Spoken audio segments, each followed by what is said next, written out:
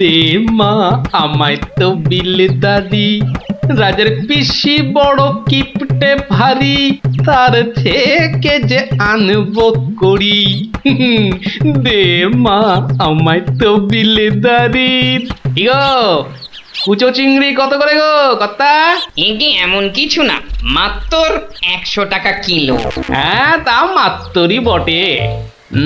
এখন আর দরদামে করার সময় নেই, তাই না হলে ঠিক আছে গো, শতখানেক দাও দেখি। মাত্র 100 গ্রাম। কেন গো 100 নিলে পয়সা লাগবে না বুঝি? আর লাগবে বইছি, কিন্তু 100 নিলি আপনি কি খাবেন আর ছেলে বউরেই বা কি খাওয়াবেন? ও সে নিয়ে তোমার ভেবে কাজ নেই কর্তা, তুমি ওই 100ই দাও।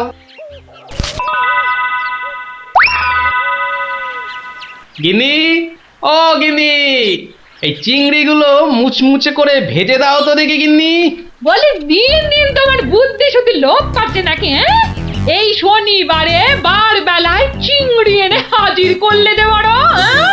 হে বাবা বড় ঠাকুর, বাবা পাগলটার অপরাধ নিও না বাবা।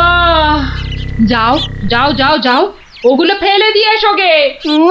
ফেলে দিয়ে এসো গে? অত সস্তা? ফেলে দিলেই হলো? এ জেসে মাছ নয় গিন্নি, এ হচ্ছে পুরস্কার আনবার মাছ। পুরস্কার আনবার মাছ? ব্যাপারটা কি? একটু খোলসা করে বলো দেখি। আরে বাবা আগে যা বলি শোনো, শোনো দেখি। সত্যি গো, তোমার কত বুদ্ধি। দাও দাও দাও দাও, আমি এক্ষুনি মাছগুলো ভেজে রাখছি। এই নাও, এই নাও তোমার চিংড়ি। দাও দাও দাও গিন্নি। আরে অনেকটা পথ যেতে হবে গো, হোদল কুতকুত কি এখানে? তবে আমি চলে গিন্নি। চলি বলতে নেই, বলো আসি, পয়সা নিয়ে আসি।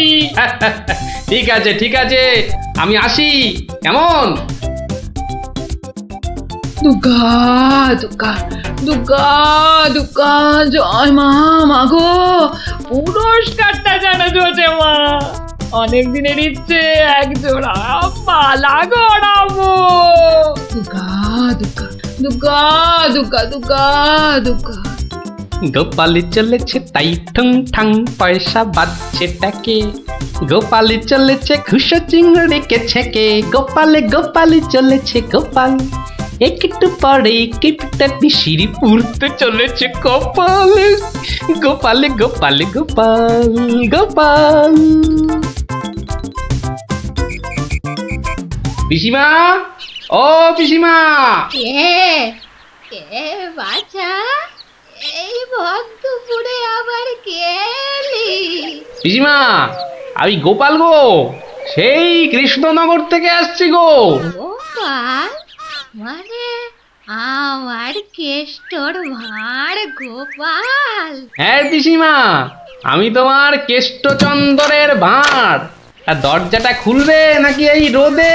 খুলছি বাছা খুলছি, একা মানুষ তো। আয় আয় আয় আয় আয়, ভেতরে আয়। একদম জ্বলে পুড়ে গেছিস দেখছি। বস বস বস, আমি একটু জল এনে দিই।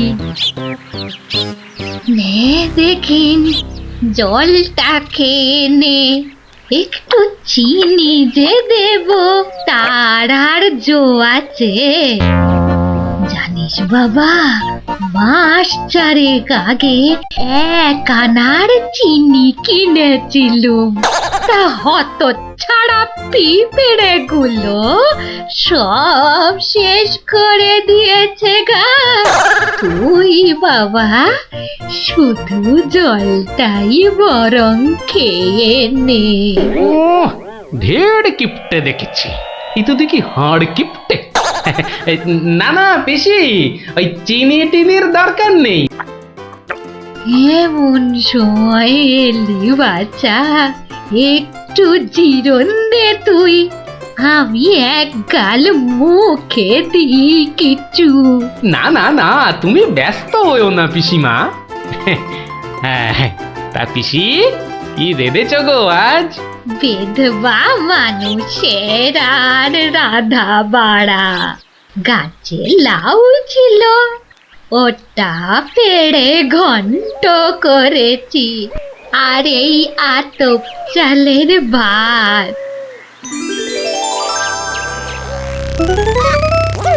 আহা, লাউ ঘন্ট, কতদিন যে খাইনি পিসি। আমার তরে খানিক রেখো কিন্তু। এত দূর এলাম, তোমার পাতের একটু পেশাব না নিয়ে যাই কি করে বলো তো?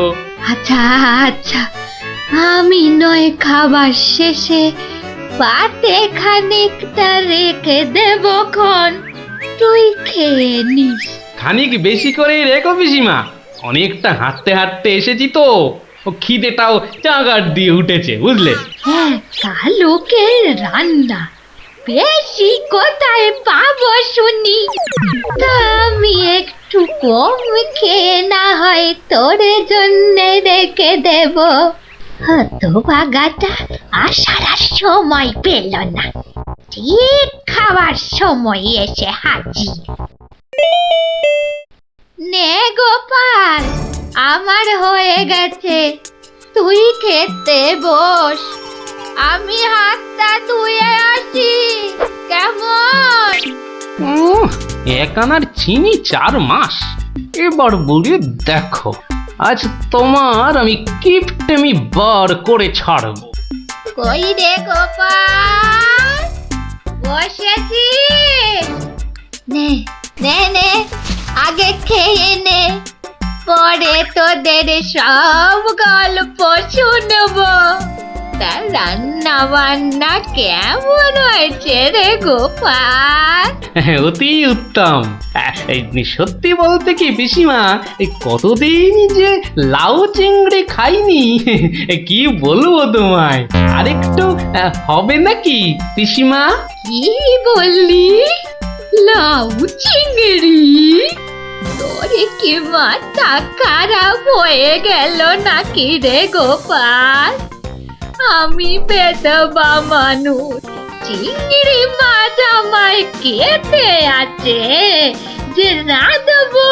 বললেই হলো পিসিমা, তুমি না রাঁধলে থালায় এলো কি করে শুনি? এই দেখো। কিন্তু আমি তো কই কই কই কই দেখি। হরি হরি হরি হরি হরি হরি। তুমি নিজেই তো দেখলে পিসিমা। সত্যি কথা বলতে কি, ওই বিধবা হলেও একাদিন খেতে দোষ নেই পিসিমা। তাছাড়া এ কথা ওই তুমি আর আমি শুধু জানলাম পিসিমা। বাবা গোপাল, তোর দুটি হাতে ধরে বাবা, এক কথা তুই কাউকে বলিস নে যেন।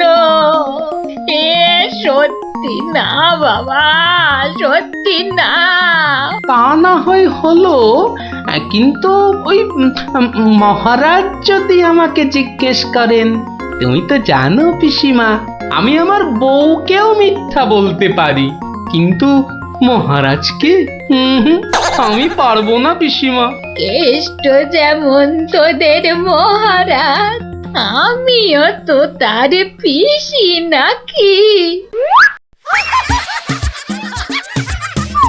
নে নে বাবা, এই কটা টাকা রাখ, কিন্তু তুমি আমাকে ভারী ফ্যাসাদে ফেললে পিসিমা। মহারাজকে মিথ্যা বলতে গেলে না পিসিমা, আরো কিছু ছাড়তে হবে। আরো? নে নে দেখ, এতে কত আছে? দেখি দেখি দেখি, একটু বেশি পেলেই ভালো হতো, তা এর বেশি নেই যখন, তখন। দেখিস বাবা, এই বেদবার সম্মানটা বাঁচাস বাবা। তুমি নিশ্চিন্তে থাকো পিসিমা, আমার কথার নড়চড় হবার নয়।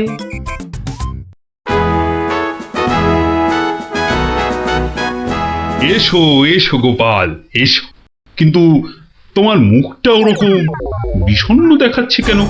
নিঘাত পিসিমার কাছে জব্দ হয়ে এসেছো। সে আর বলতে, আমি গোপালের মুখ দেখেই ধরেছি ব্যাটা আজ একেবারে লেজে গোবরে হয়ে গেছে। মন্ত্রীমশাই একদম ঠিক ধরেছেন। আরে বাবা, রাজামশাইয়ের পিসিমার থেকে টাকা আদায় করা কি চারটিখানি কথা? কি হলো গোপাল, তবে কি তুমি সত্যি সত্যি টাকা আদায় করতে পারোনি? মহারাজ, পেরেছি মহারাজ, পেরেছি। এই নিন। তাহলে তোমাকেও তো চিন্তাগ্রস্ত লাগছে কেন? আপনি যদি অভয় দেন তো বলি। না না, তুমি তুমি নির্ভয় বলো গোপাল, নির্ভয় বলো।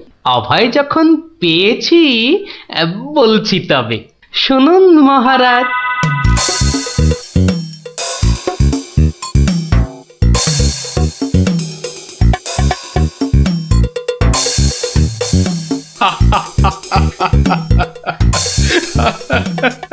তোমার তোমার তুলনা নেই গোপাল, সত্যি তোমার তুলনা নেই। তবুও তুমি তুমি এত বিষণ্ণ কেন? আগে আপনার বিধবা পিসিকে ঠকিয়ে। না না গোপাল, একদম নয়। আমি তো শুধু টাকা আদায় করতে বলেছিলাম, অন্য কোনো শর্ত তো ছিল না। তুমি তোমার বুদ্ধি দিয়ে যে কাজ করেছো তাতে আমি খুব খুশি। তাও মহারাজ। তুমি তুমি চিন্তা ছাড়ো গোপাল, চিন্তা ছাড়ো। কালই আমি কোন অনুচরকে পিসিমার কাছে পাঠাবো, সব ঘটনা সবিস্তারে জানিয়ে আমি ক্ষমা চেয়ে নেব। আর হ্যাঁ, তোমাকে দেওয়া পিসিমার টাকার 4 গুণ আমি ফেরত পাঠাবো। এবার আমি শান্তি পেলাম মহারাজ। আপনি যথার্থই ন্যায় বিচারক। এই নাও, এই নাও তোমার পুরস্কারের অর্থ। তাহলে গোপাল দাদু, তুমি সবার হিসেব উল্টে দিলে, কি বলো? হ্যাঁ, ঠিক বলেছিস গুলটে, দিলুম সব হিসেব উল্টে। আর নয়, সন্ধে হয়ে এলো, এবার সবাই গিয়ে পড়তে বসগে। আমিও এবার উঠি।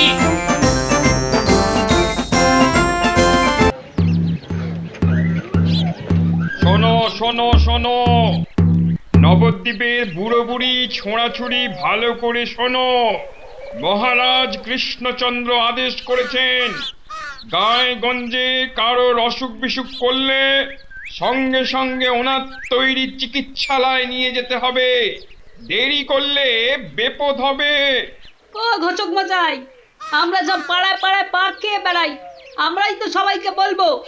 শোনো শোনো শোনো, নবদ্বীপের বুড়ো বুড়ি ছোঁড়াছুড়ি ভালো করে শোনো। সত্যি ভাই, আমাদের মহারাজের সব দিকে নজর।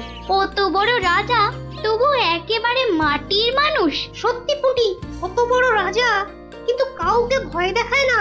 শুনলাম নদিয়ার রেঁদাচোর ধরা পড়ার পর থেকে ওকে খালি কাতুকুতু দেওয়া হয়েছিল। লোকটা হাসতে হাসতে দম বন্ধ হওয়ার জো।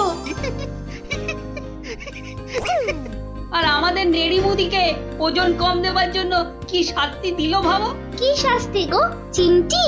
হুম, 57টা বড় বড় বাতাসা খাওয়ালো।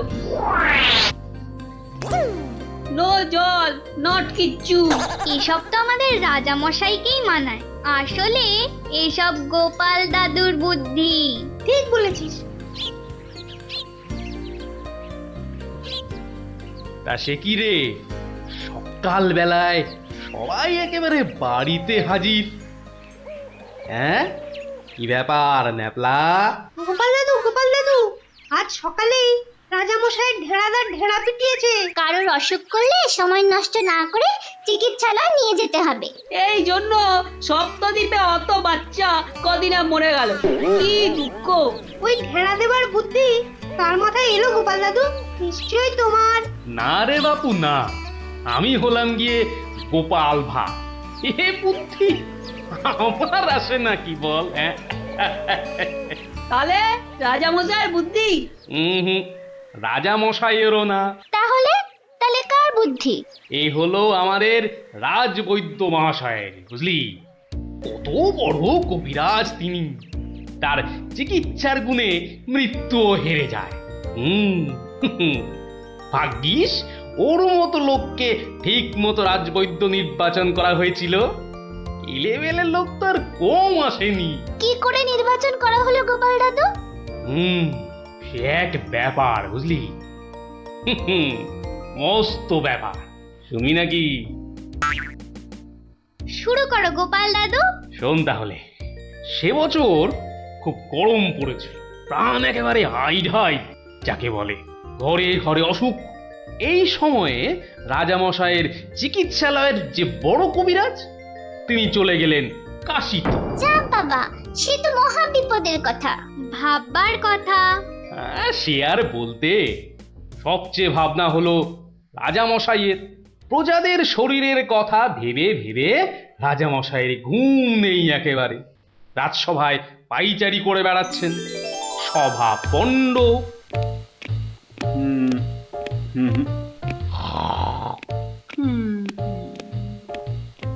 না, ধুৎ, ধুৎ।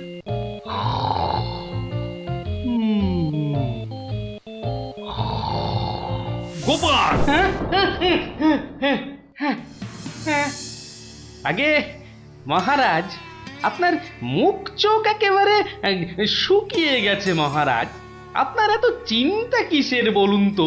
হ্যাঁ, ওই সূর্যকে মেঘে ঢাকলে যেমন সব কিছু অন্ধকার, তেমনি আজ আমাদেরও সেই অবস্থা মহারাজ। তুমি তো ভারী পচা খেদা ভাঁড় হে গোপাল। রাজবৈদ্য কাশি গেছে, দেখেছো কি চিকিৎসার হাল? ভেবে ভেবে কেষ্টচন্দ্র জেগে সারা রাত, অসুখেতে লোকে কাত, চিকিৎসার একই অধঃপাত। দেখো কাণ্ড, এই কথা তুমি একে এই কথা বলছো গোপাল? অসুখ নামে কুমির এসেছে রাজ্যে, কেটে লম্বা খাল। আরে আপনি থামুন দেখি রাজকবি।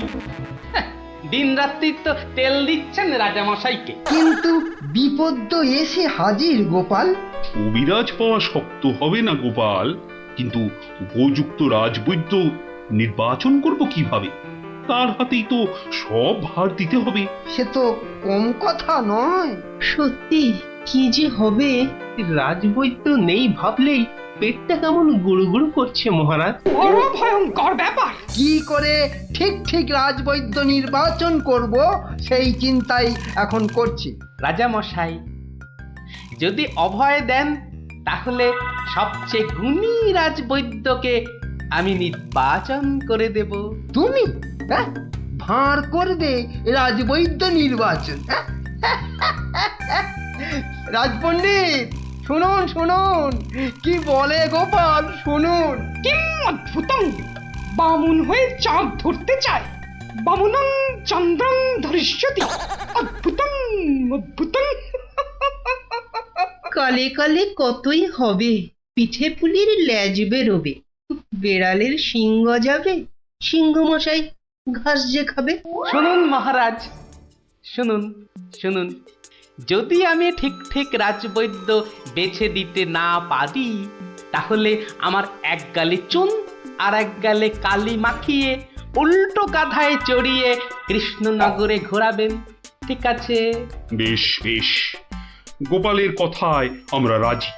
বলো গোপাল, এবার কি করতে হবে? মহারাজ, ওই মন্ত্রী মশাইকে বলুন দেয়ালে দেয়ালে আপনার ঘোষণা সেঁটে দিতে। আগামী মঙ্গলবার, মানে 7 দিন পরে আপনি এ রাজ্যে বৈদ্যদের ডাকুন, আমি ঠিক লোক বেছে দেব মহারাজ। বেশ, আগামী মঙ্গলবার 7 দিন পর। মন্ত্রী মহারাজ, করো ঘোষণা, রাজবৈদ্য চাই। যে আজ্ঞে রাজামশাই। তারপর কি হলো গোপাল দাদু? হ্যাঁ, কি হলো? হ্যাঁ, কি আবার হবে? নবদ্বীপ জুড়ে দেয়ালে দেয়ালে সাঁটা হলো রাজবৈদ্য চাই। পরের মঙ্গলবার হই হই কাণ্ড, সবাই চায় রাজবৈদ্য হতে। ময়রা নাপিত নারকোল পাড়িয়ে তারাও সব ছুটলো রাজবৈদ্য হতে। একেবারে 3000 বৈদ্য, বুঝলি? 3000?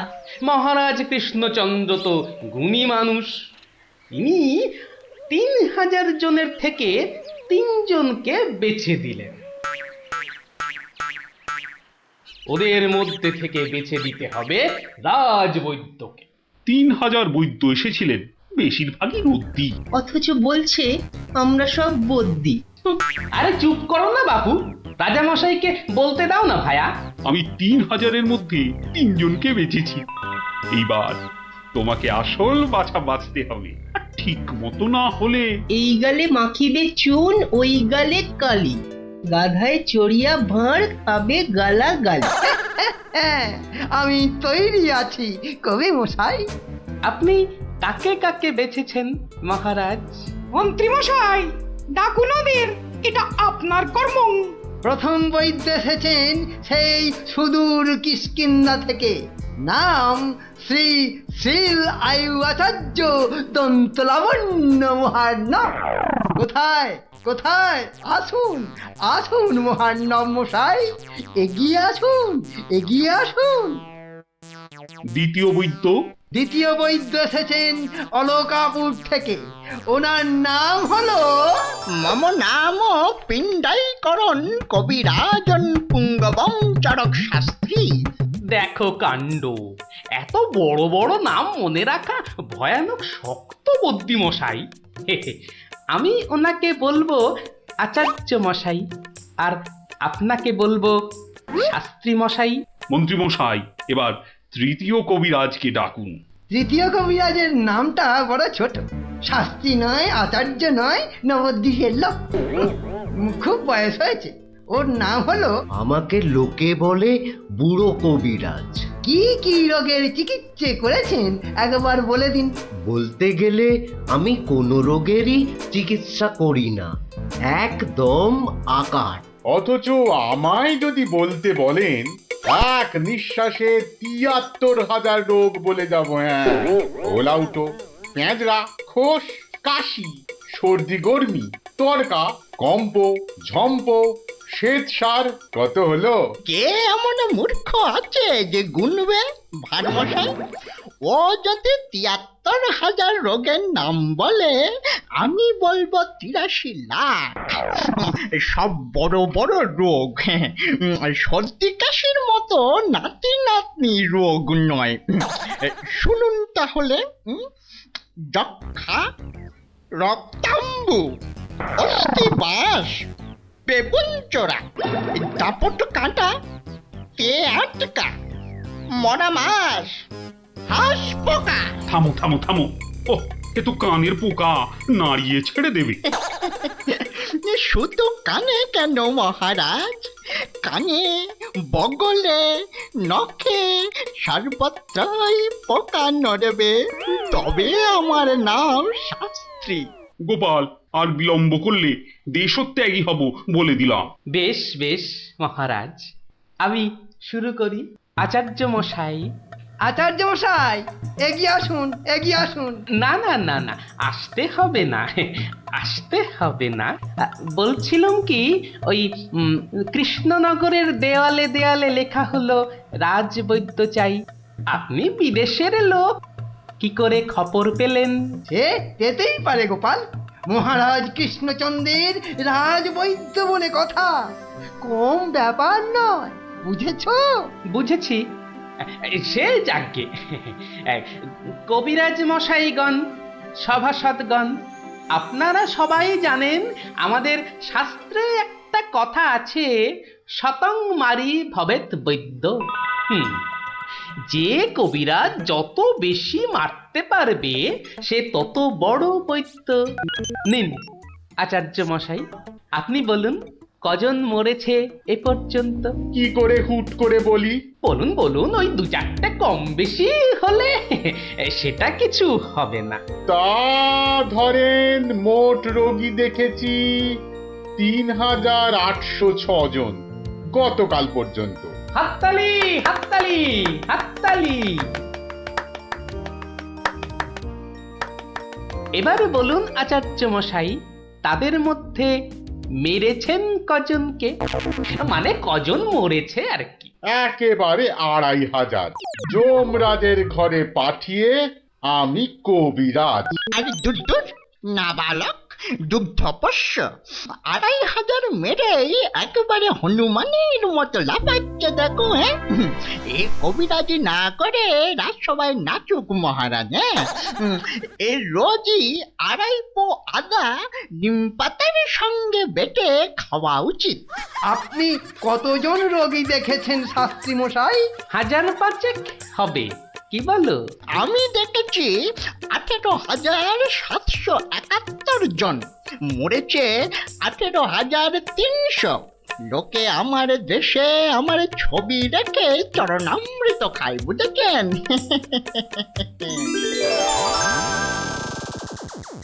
বুঝলেন তো? একবার দুজন সৈনিক দৌড়াতে দৌড়াতে এসে থামলো। খবর এনেছে ওরা, তা আমি শক্তি বাড়াবার জন্য একটু শরবত দিলাম। ওরা খেলো? খেলো, ফুলে গেল, পটাং করে ফেটে মরে গেল।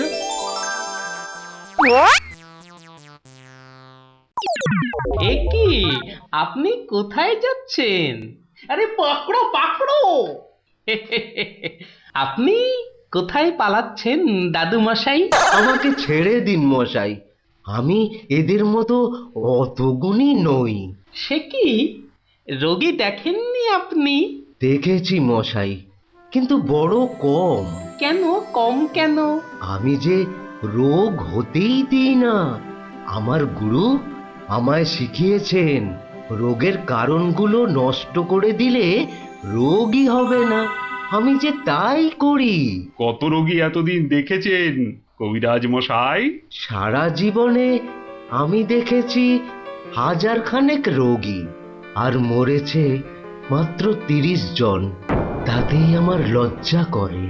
তাই বলছিলাম আমায় ছেড়ে দিন, আমি এদের মতো এত বড় কবিরাজ নই। আমি বড় তুচ্ছ, এখানে এসে খুব ভুল করেছি। কিন্তু কবিরাজ মশাই, এখানে না এলে আপনি আরো ভুল করতেন যে, কারণ মহারাজ কৃষ্ণচন্দ্র আপনার মতন রাজবৈদ্যকেই খুঁজছেন। যে কবিরাজ রোগের কারণগুলো নষ্ট করে দেন তিনিই যে শ্রেষ্ঠ। যে কবিরাজ রোগীর মৃত্যু হলে দুঃখ পায়, লজ্জা পায়, তিনিই তো শ্রেষ্ঠ। মহারাজ, এই আমার শ্রেষ্ঠ কবিরাজ। নির্বাচন শেষ মহারাজ। সাবাস গোপাল, সাবাস। তোমার রাজবৈদ্য নির্বাচন এই দেশের সর্বশ্রেষ্ঠ শিক্ষা। তুমি শুধু হাসির রাজা গোপাল ভাঁড় নও, তুমি এই বাংলার অলংকার। সত্যি গোপাল দাদু ঠিক বলেছিলেন রাজবৈদ্য। রোগের চিকিৎসার চেয়ে বড় হলো রোগ হতে না দেওয়া। তাই সামান্য রোগ হলেই চিকিৎসালয়ে আসতে বলে ঢেড়াদার ঘুরে বেড়াচ্ছে। এমন রাজবৈদ্যকে তুমি বলেই নির্বাচন করতে পেরেছো। রাজা মশাই ঠিকই বলেছেন, তুমি শুধু হাসির রাজা নও, তুমি জ্ঞানের রাজা গোপাল ভাঁড়।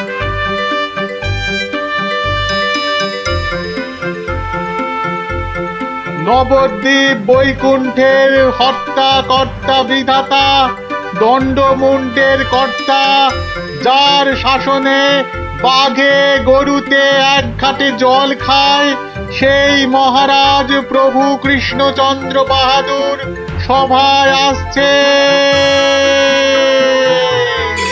জয় জয় মহারাজ কৃষ্ণচন্দ্রের জয়।